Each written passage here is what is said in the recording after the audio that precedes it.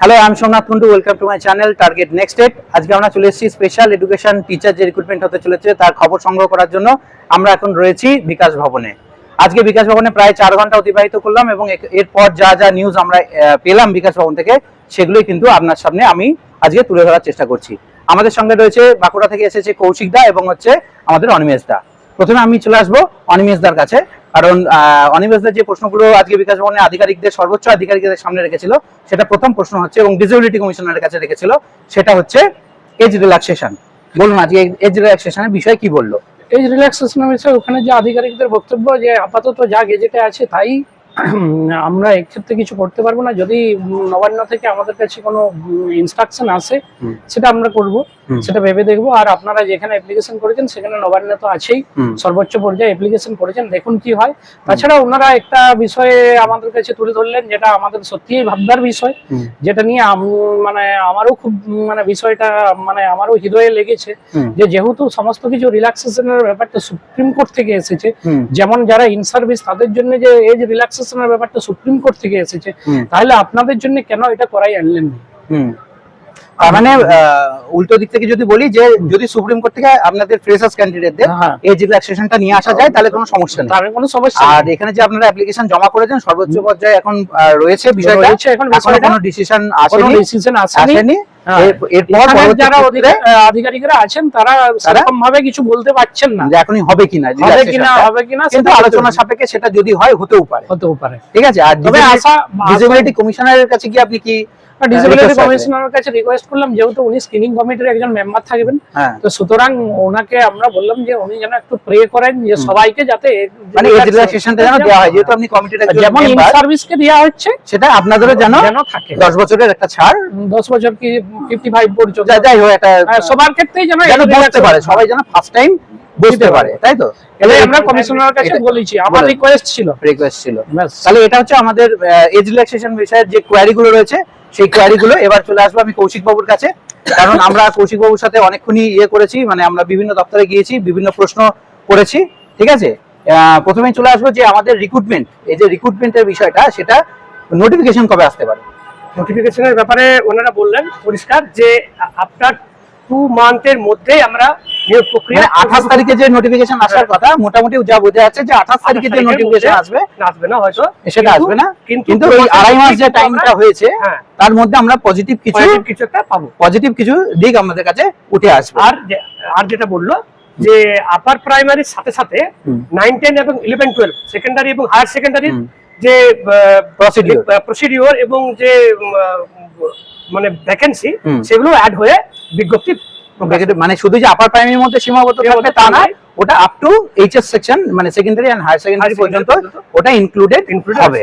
আচ্ছা, আর যে বিষয়টা হচ্ছে যে টেট, মানে মার্কেটে লোটে আছে যে টেট মানে কোনো স্পেশাল টেট, তার জন্য স্পেশাল এডুকেশনই পড়তে হবে, অন্য কিছু পড়ার দরকার নেই। মার্কেটে একটা মিথ চলছে, তো সেই বিষয়ে প্রশ্ন করার পর কি বললো, মানে একদম প্রাইমারি থেকে সেকেন্ডারি লেভেল পর্যন্ত কি হতে পারে, কি বললো? তো সেই বিষয়ে বললো যে স্পেশাল টেট বলে কোনো টেট নয়, কারণ এনসিটির যে নিয়ম অনুযায়ী টেট হচ্ছে, সেহেতু এনসিটির যে গাইডলাইন সেই গাইডলাইন ফলো করে যেমন টেট হয়, যা যা এনসিটি নিয়মে যা যা আছে সেগুলো পড়তে হবে, অনুযায়ী তার সাথে স্পেশাল এডুকেশনটা হয়তো কিছু অ্যাড হতে পারে, কিন্তু আলাদা করে স্পেশাল টেট বলে কিছু হবে না, যেখানে শুধু স্পেশাল এডুকেশন সংক্রান্ত কোশ্চেন থাকবে, এরকম কিছু ম্যাটার নয়। আপনি জেনারেল টেটেরই সমস্ত কিছু যা সিলেবাস আছে সেগুলো পড়বেন, তার সঙ্গে স্পেশাল এডুকেশনাল নলেজ তো আপনাকে থাকতেই হবে।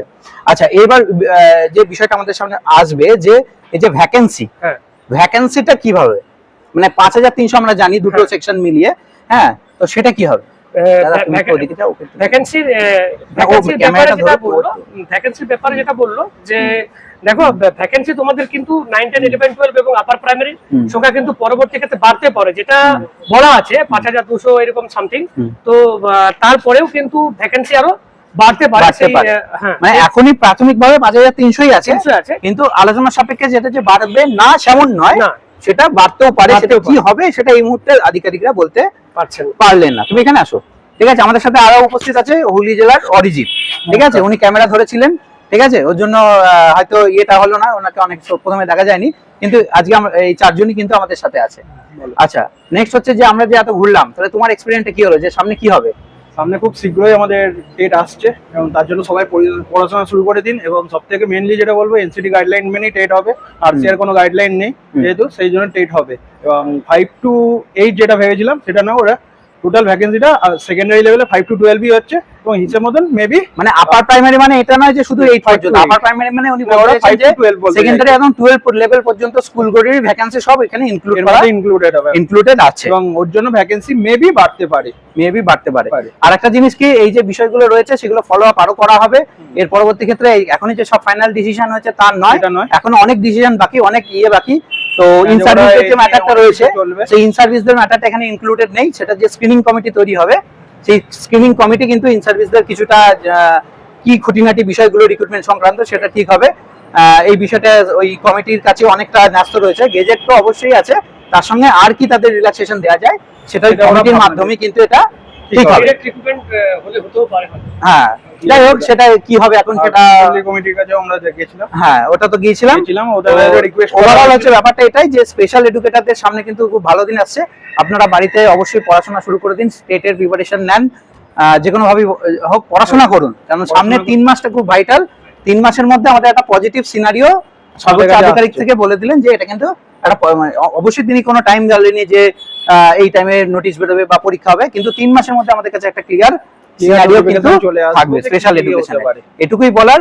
আর এরপর আমরা এখন আবার আসবো বিকাশ ভবনে এবং যে খবরগুলো, টাটকা খবরগুলো আপনাদের সামনে তুলে ধরার চেষ্টা করব।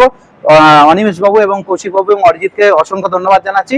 এবং এই সমস্ত টাটকা নিউজগুলো জানার জন্য অবশ্যই আমার চ্যানেলটিকে লাইক, শেয়ার এবং সাবস্ক্রাইব করবেন। এটুকুই আপনাদের কাছে রিকোয়েস্ট। সকলকে অসংখ্য ধন্যবাদ, নমস্কার। ভালো থাকবেন। কেটে দাও, কেটে দাও।